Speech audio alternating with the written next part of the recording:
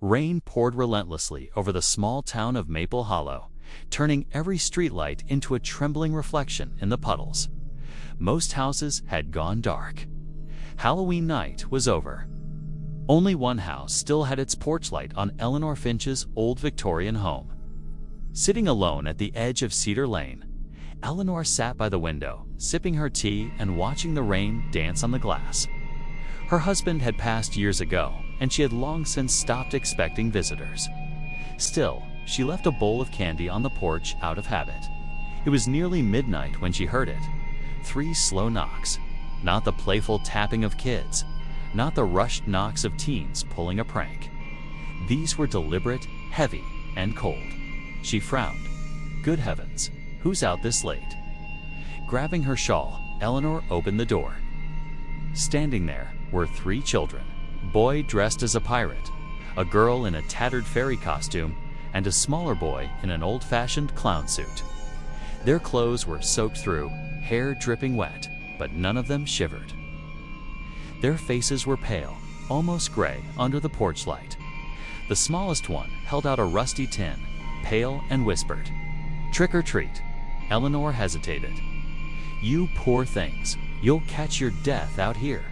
Where are your parents?" No answer, just wide eyes staring up at her. She dropped candy into their buckets, chocolate bars, caramels, a lollipop for the smallest. The children looked down, then back at her. "Thank you, Mrs. Finch," the girl said softly. Eleanor froze. She hadn't told them her name. Her heart gave a nervous flutter. "Do I know you, dear?" she asked. The girl smiled faintly. "You used to?" Before Eleanor could respond, lightning flashed, and when it faded, the children were gone. No footsteps, no laughter, no sign they'd ever been there. She looked out into the rain. Empty street. Then she saw it. Muddy footprints leading from the porch into the house. Her breath caught in her throat. She shut the door and locked it. "Just my imagination," she whispered. Old mind playing tricks. But as she turned, something made her stop. On the hallway mirror by the stairs, written in dripping letters, were the words, "We never made it home." The teacup slipped from her hand and shattered. Eleanor's pulse pounded in her ears. She backed away slowly, eyes darting around the dim hallway. Outside, thunder rolled like distant laughter. Somewhere upstairs, a floorboard creaked. Then another. She stood frozen, clutching her shawl, staring up at the ceiling. The sound of small, wet footsteps moved from one room to another. Her voice trembled. "Who's there?" The old grandfather clock struck 12. Each chime echoed through the house, deep, hollow, and final. When the last one faded, the whispers began. Faint, childlike voices from the top of the stairs. "Mrs. Finch, why did you leave us in the rain? It's so cold." Eleanor's eyes widened in horror. I don't understand," she cried. A small figure appeared at the top of the stairs, the little clown boy.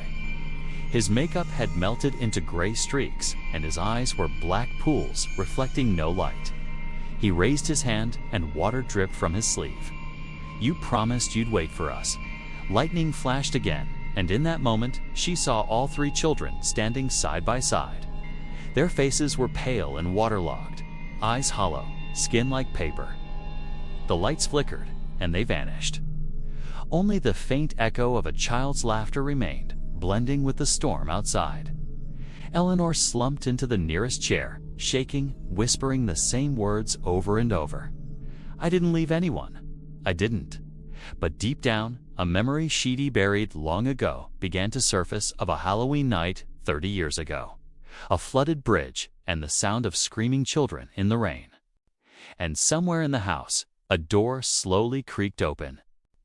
Eleanor didn't sleep that night. Every time she closed her eyes, she heard the faint echo of small footsteps on the stairs, the sound of dripping water, and the whisper, "You promised you'd wait for us." When morning came, the rain had stopped, but her house still felt heavy with cold. She tried convincing herself it was just a nightmare. But the mirror still bore the words, faint but visible, "We never made it home." Her hands trembled as she wiped them away, her reflection looking older than ever. "You're losing your mind, Eleanor Finch," she muttered. But something deep down whispered, "No, you're remembering." That afternoon, she walked into town. Maple Hollow looked normal. Kids laughing, pumpkins rotting on porches, and the local diners still serving burnt coffee and gossip. Yet when Eleanor entered, conversations stopped. People stared. Mrs. Cray, the waitress, forced a smile. "Well, I'll be Eleanor Finch." "Been a long time." Eleanor sat down, trying to sound casual. "Do you remember the old bridge?" "Out by Cedar Creek." Mrs. Cray's face paled. "You shouldn't be talking about that, dear." Eleanor frowned. "Why not?" Mrs. Cray set the coffee pot down hard. "Acoust that bridge was cursed the night those kids drowned." Eleanor's breath hitched. "3 children?" Mrs. Cray nodded slowly. "Halloween night, 1993. They went trick-or-treating near your house before the storm got bad. Never made it back. The bridge gave way, swept them into the creek." Her voice lowered.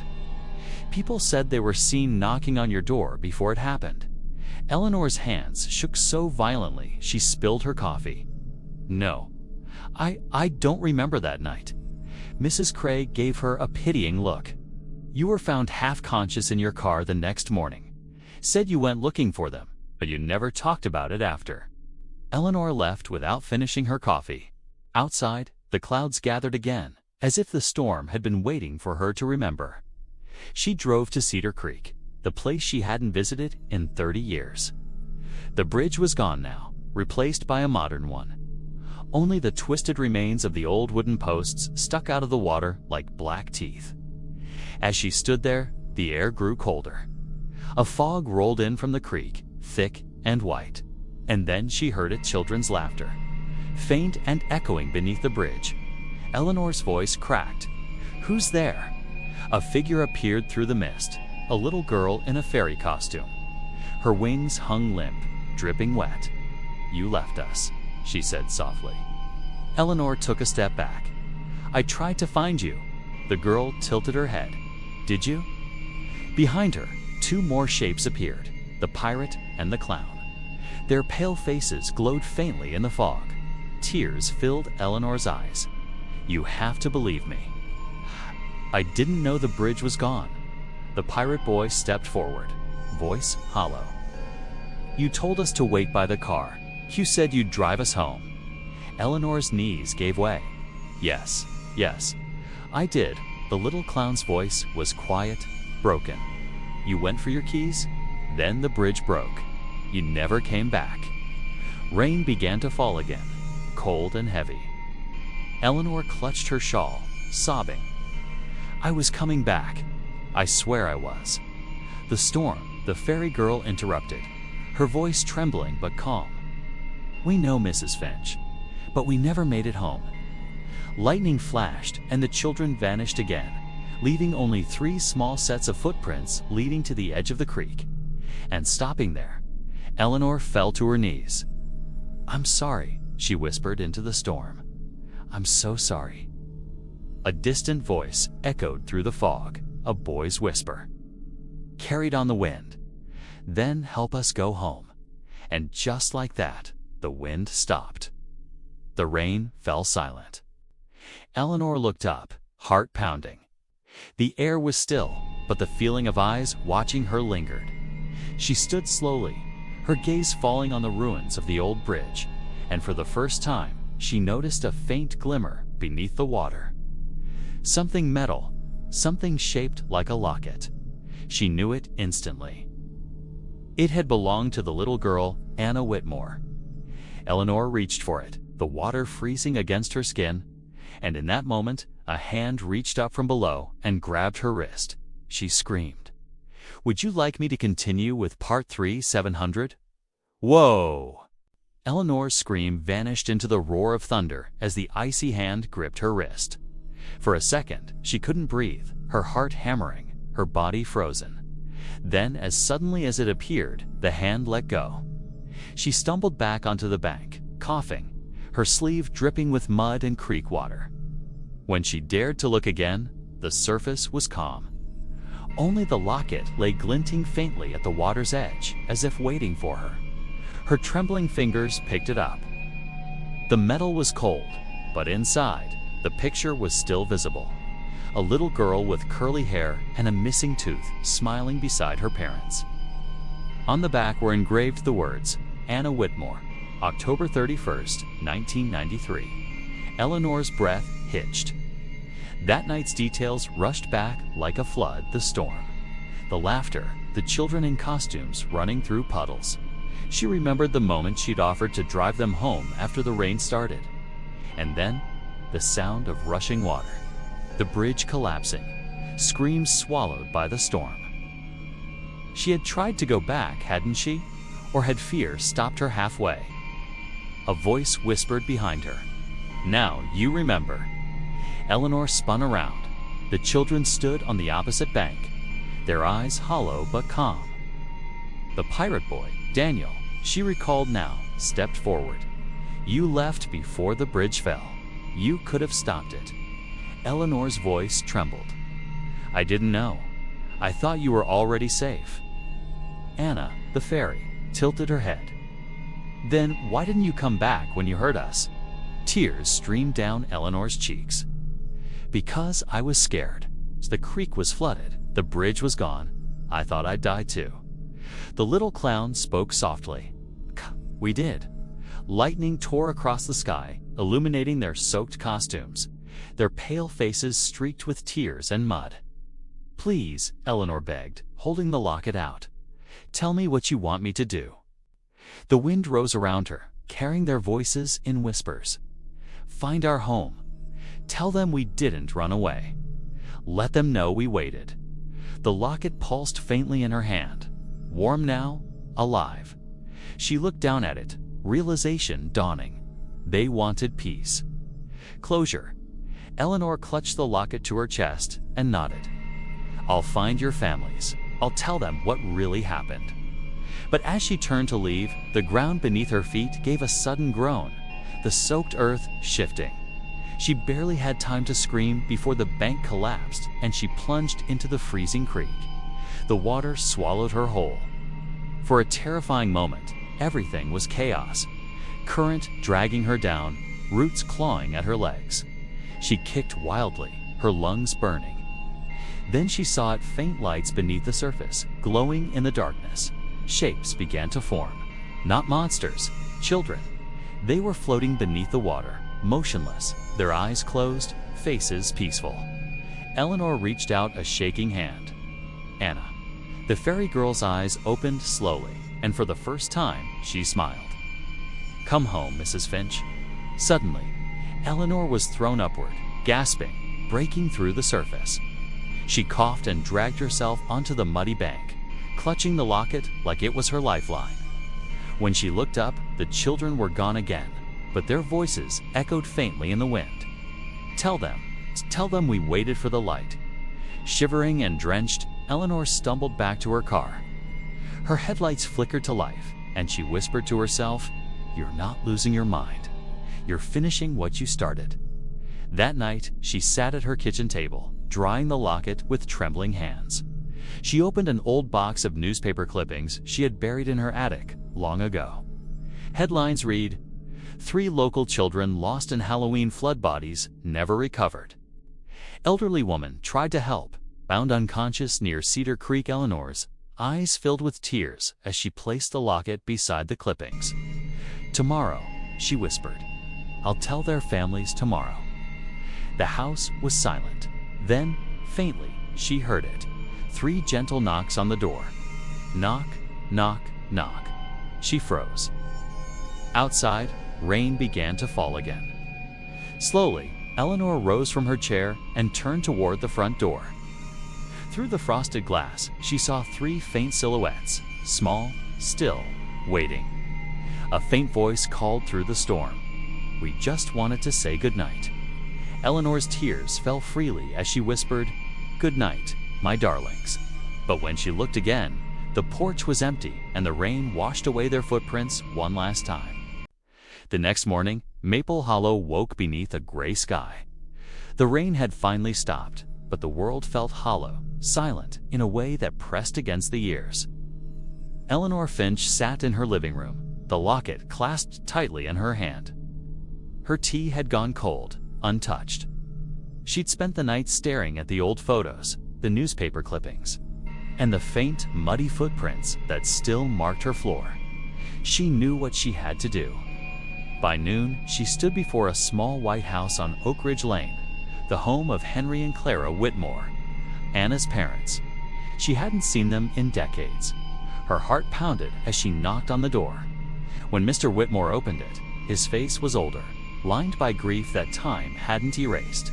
"Mrs. Finch," he said softly, disbelief in his tone. Eleanor nodded, tears welling. I think I found something that belongs to you." She held out the locket. Henry froze. His trembling fingers reached for it, opening it with care. The sight of the tiny smiling girl nearly broke him. "My Anna," he whispered. His wife appeared behind him, hand covering her mouth as she began to cry. Eleanor's own voice cracked. "They didn't run away. The bridge collapsed that night. They waited for me. I never came back. I tried, but I was too late." For a long time, no one spoke. The wind moved through the trees, soft and mournful. Finally, Mrs. Whitmore stepped forward and took Eleanor's hands. "Thank you," she whispered through tears. "You brought her home." Eleanor sobbed openly now, decades of guilt spilling out. "I saw them," she confessed, "in the rain. They wanted you to know they never forgot." The couple held her tightly. And in that embrace, something shifted. A weight that had lived in Eleanor's chest since that terrible night began to lift. As she left the house, sunlight broke weakly through the clouds for the first time in days. But as she walked down the quiet road, something caught her eye. 3 small figures standing by the tree line across the street. Anna, Daniel, and the little clown boy. They stood side by side, smiling softly, no longer pale, no longer dripping wet. Anna waved. The pirate boy tipped his hat. The clown gave a tiny, shy grin. Eleanor covered her mouth, tears blurring her vision. "You're free now," she whispered. The children's forms began to fade, dissolving into shimmering light as the sun rose higher. The last thing she heard was Anna's voice, clear, sweet, and full of peace. "We made it home." Eleanor stayed there for a long time, smiling through tears, feeling the warmth on her face. That evening, she returned to her quiet house on Cedar Lane. The storm had washed everything clean. She lit 3 candles on the porch, one for each child, and watched the flames flicker gently against the twilight. For the first time in 30 years, she wasn't afraid of the dark. She sat in her chair by the window, gazing at the clearing sky.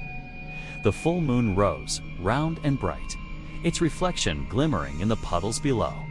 Her eyelids grew heavy, her breathing slow. And when she finally drifted to sleep, he dreamed of laughter. Children's laughter echoing through the golden light of a place where it never rained. The next morning, Mrs. Cray from the diner stopped by to check on her. She knocked on the door, calling out, "Eleanor, you left your umbrella yesterday." No answer. She stepped inside. The house was still and peaceful. Eleanor sat in her chair by the window, a small smile frozen on her face. The 3 candles on the porch had burned down to nothing. Beside her hand lay the open locket. Inside it, not 1 picture, but 4. Anna, Daniel, the clown boy. And now, Eleanor. Outside, the sunlight sparkled through the trees. The wind carried the faint sound of children laughing somewhere far away. And though Maple Hollow would have its share of storms again, the rain never fell on Halloween night.